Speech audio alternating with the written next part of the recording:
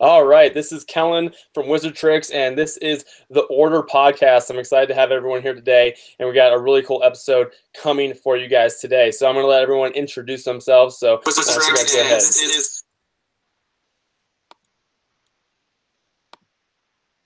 for you guys today. So I'm going to let everyone introduce themselves. So Wizard Tricks,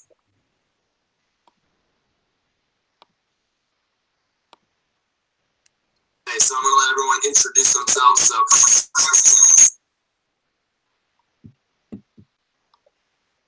All right, are we good? I think there was like a challenge there for me. Are we having some feedback issues? Yeah. All right, are we good? I think Is that better? Are we good now? Sounds like it. Yep. Sounds good. Okay. All right, I'm going to start this over for you guys, but this is Kellen from Wizard Tricks, and we got a really cool episode for you guys with the order today. I'm going to go ahead and let everyone introduce themselves, and then we'll go ahead and get started. Hi, I'm Keaton from the Daily Dobby.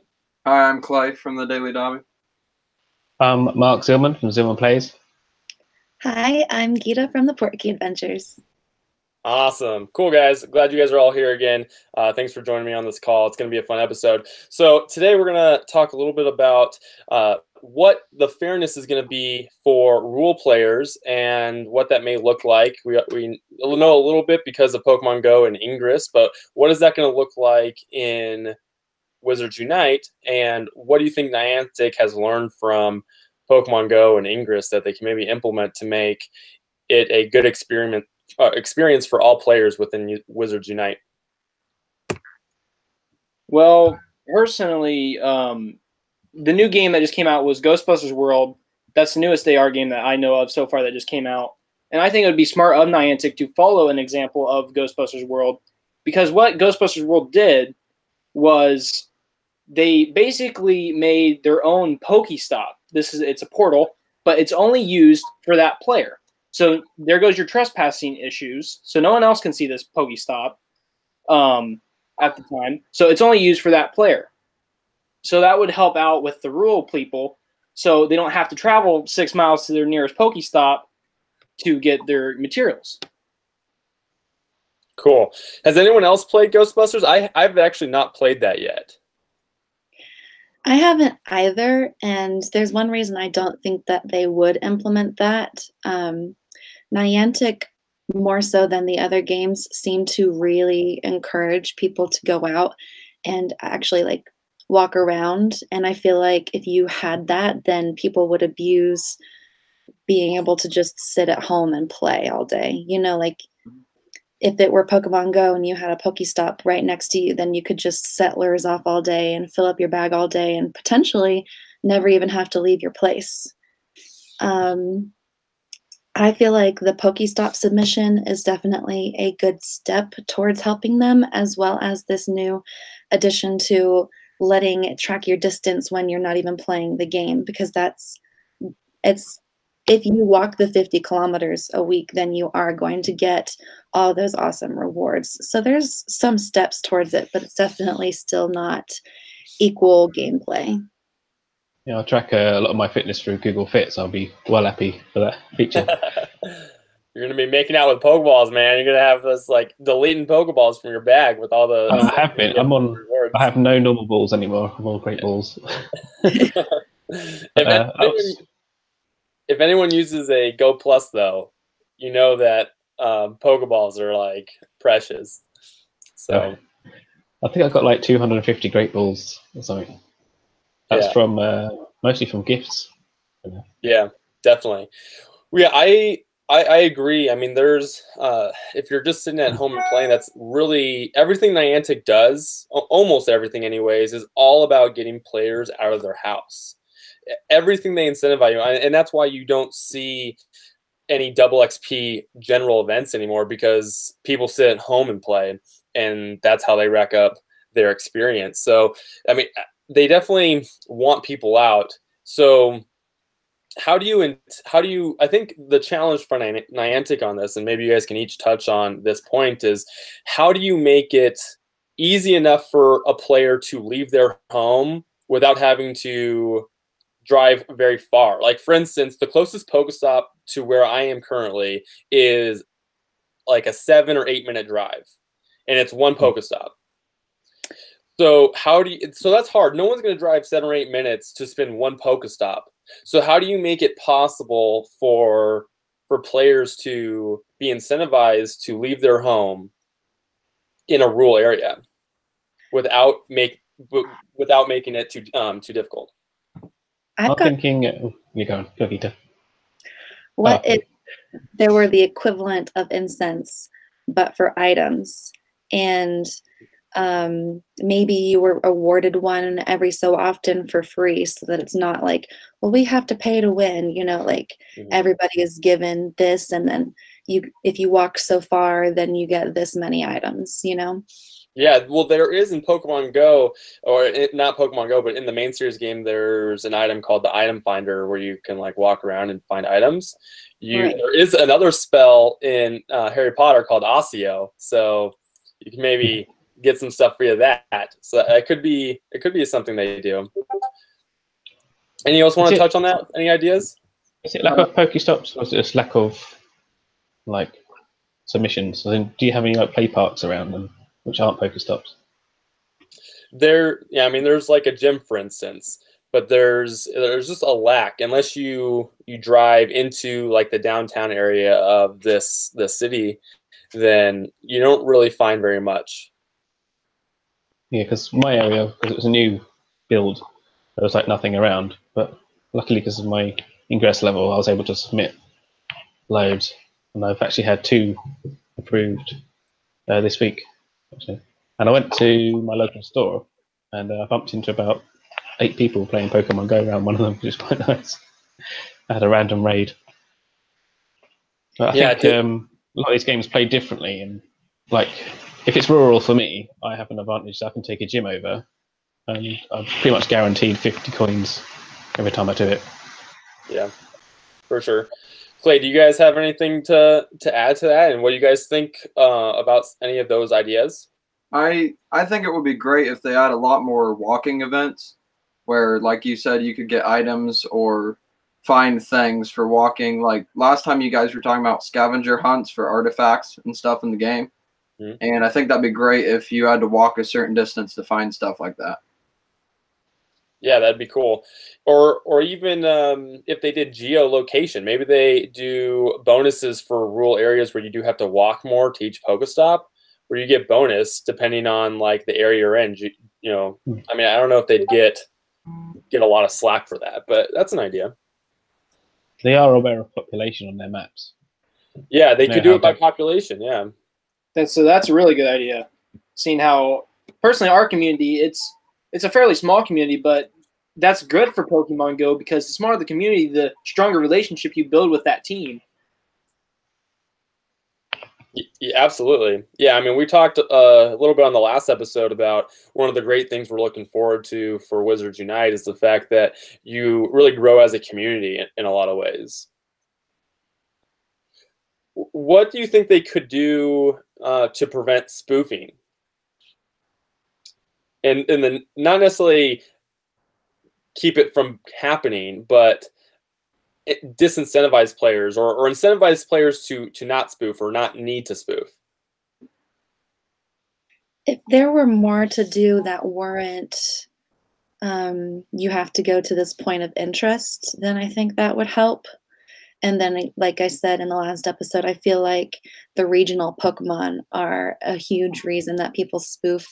So I mean, now I feel like maybe it would help the fact that we know that if we just wait it out, then we'll get those regional Pokemon. But it's so hard to say with Wizards Unite since we don't know what kind of game it's going to be. What do you guys think? I thought it was interesting looking at some of those Niantic demos for some of the AR functionality, but use the camera on the phone. Because it seems to suggest that you couldn't really spoof it. If you're using this advanced AR mode to spot the other players in the area, you won't see them there. There might be some functions that just won't work if you're spoofing. Yeah, there's some interesting stuff that Niantic is doing in terms of continuing to build out multiplayer functionality in a live gameplay. And there's some, there's definitely games that are out there currently that aren't necessarily the type of game Pokemon Go or Wizards Unite is going to be, but it does have, multiplayer gameplay. Like there's some shooting games out there on iPhone where you can play multiplayer. And I think we may see that with Niantic and some of the mergers that they've done. You may see more of that and something they may implement, to Mark's point. Definitely with what they were doing just a few weeks ago in Japan, where they were beta testing that codename Neon. Yeah, I could definitely see where you would have to be there in person to play codename Neon. So that would be a good incentive to get people to hopefully play physically. Just like I feel like PvP would potentially do that in Pokemon Go. Yeah, definitely. PvP would be big, and I think it's something that Niantic is really pushing for before. I think that ultimately that's why we haven't heard a lot about Wizards Unite. I think it's because we haven't heard anything about PvP in Pokemon Go. I think there's a direct correlation between the two. Once you start hearing about PvP, they'll start talking about Wizards Unite.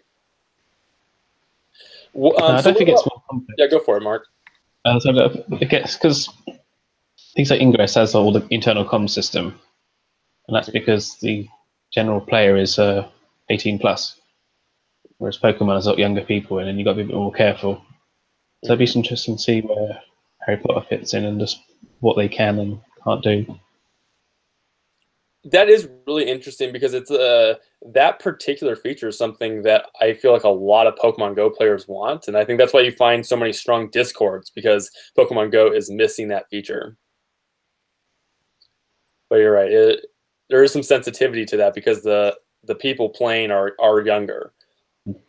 It'll be interesting to see what demographic really hones in on Harry Potter Wizards Unite, because I feel like Pokemon in general is one for every age, and Harry Potter is one for every age, but I'm wondering if Pokemon might be accessible for a slightly younger age group. I think there's people who would definitely be interested in playing it at a younger age. I mean, a lot of what you see with Pokemon Go is people who played it as a kid, played the main series game as a kid, and their kids are playing. They go out with their kids and play. It's almost like an excuse for the parents to play the game, is that, oh, I'm playing with my kid. I was like, you played Pokemon Go a lot when you were younger. So, I mean, I know that for a fact. I mean, I have a friend who uses a second account, and when he first created it, he was like, well, my daughter will eventually use it when she gets older, right? So I think you see a lot of that. Do you guys have any ideas on what types of events and festivals could be in Wizards Unite? Definitely some form of Harry Potter Fest. Some big event that people can get together and kind of compete against each other. And maybe like the different houses can compete to try to get the house cup or something like that. Definitely. Yeah, I mean, Gita doesn't like the house idea. She hates that. She big no on that. But I agree. I do think that there probably will be houses, and there likely will be, you're right, like a cup that they play, which is a pretty big part of the book, and that I think they'll implement from the start. Does anyone else have any other ideas on what kind of festivals there could be?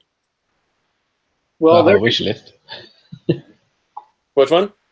I think it's going to play a little bit more like where the Ingress storyline goes. Mm-hmm. So they have like a long-term storyline going on, and then an event will happen in the story, and then you have to compete against the other teams to do certain tasks, and then whichever team wins decides the next arc of the story. That's what I was thinking along this lines, where you just progress along the story with whichever team wins. Yeah, I do think that's a cool way to go about it. And like we talked about last time, the some of the events they're currently doing, they are using YouTube and storylines to play into what they're doing in Pokemon Go. So there could definitely be some events structured around that type of storyline, type of progression. And like each group that kind of gets, like each house that gets further ahead would get something to help them, I guess, more than the other teams. Yeah, some sort of bonus. Yeah. I mean, what kind of bonuses that could they do? Does anyone have any ideas of what types of rewards? Like, for instance, they just released rewards for Pokemon Go with the new walking, Pokeballs, eggs, stuff like that. But what types of things do you guys think will be in the game and therefore be worth a reward for events? Well, I would definitely say I'm going back to the first Go Fest, where whatever team won actually got to unlock their legendary bird. That would be a cool way to implement the house animals into this game. If, say, Hufflepuff would win, we would unlock the honey badger. Or the badger. It's not a honey badger. Not really fantastic beasts. Well, still. No. Yeah, different beats in the game. That's if we were to be catching them, but I'm leaning away from that theory recently. It's a tough question what you're asking. It is tough. There's so much speculation. It's ultimately because we don't have too much information. I mean, who knows where the game could end up? And you definitely have some differences between Ingress and Pokemon Go. I think to a certain degree, like what does Harry Potter have that could be different as well? Because I do think they'll do something different. I will say this. I don't know what I want, but I know I don't want to be given pets or animals like Hogwarts Mystery's been doing.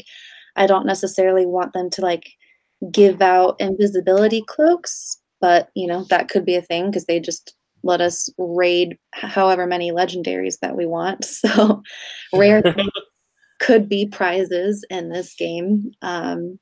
I definitely feel like we're going to be brewing potions at some point. I like that idea when other people have brought it up.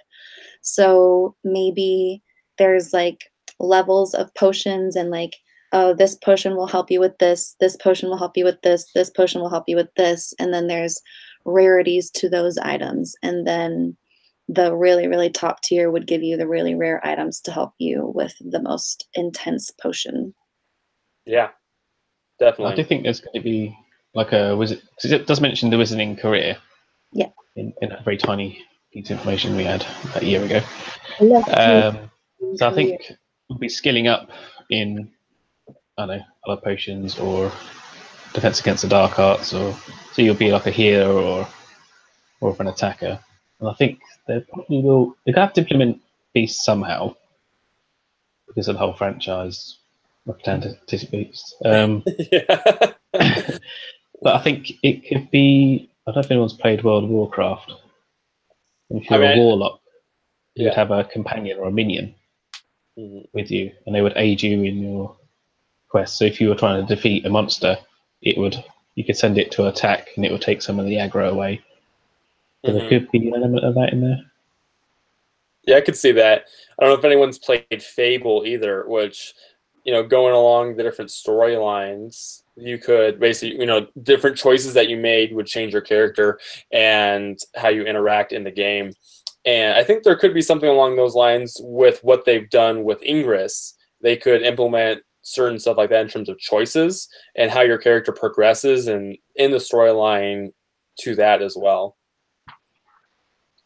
Well, cool, guys. I think we've had a lot of really interesting information on this episode.